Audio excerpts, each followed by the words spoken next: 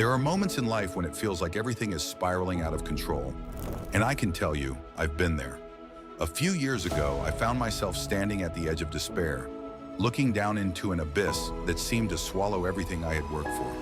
I lost all my money, lost my direction, and almost lost all hope.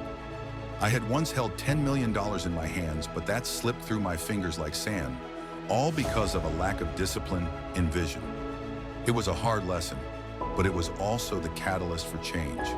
When you find yourself at that low point, it's easy to feel like you're stuck, like there's no way out. But I made a bold decision. I chose to disappear.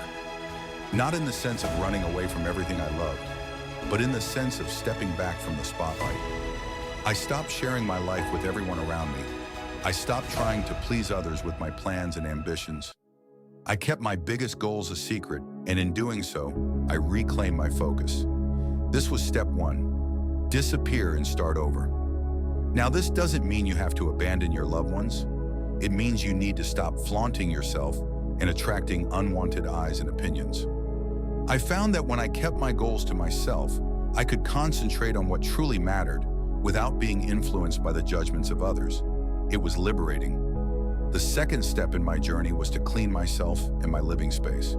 I realized that to regenerate from the roots, I needed to start with the basics. I began with personal hygiene. Simple acts like bathing and grooming helped me feel more confident and worthy. But it didn't stop there. I tackled my living space, decluttering and creating an environment that was tidy and peaceful. A clean body and a clean space became the solid foundations for my transformation. Step 3 was all about participation in learning and personal development. I had always thought that a university degree was enough, but life taught me otherwise. I signed up for courses that focused on personal development, personal finance, and professional skills.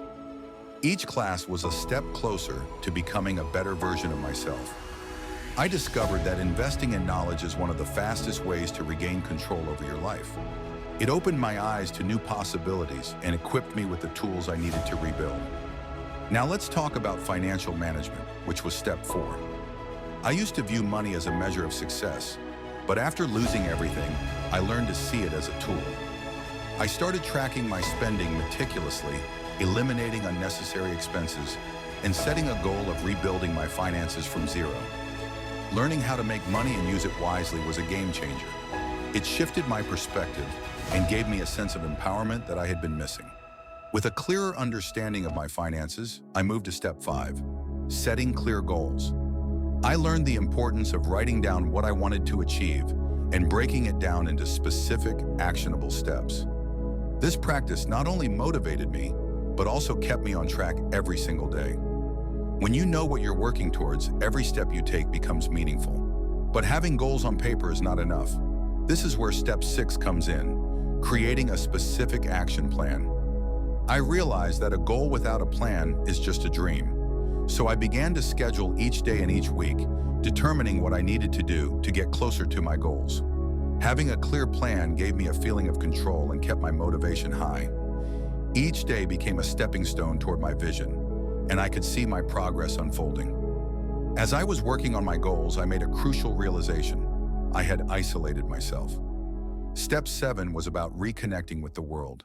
I had locked myself away, thinking it would help me focus, but that was a mistake.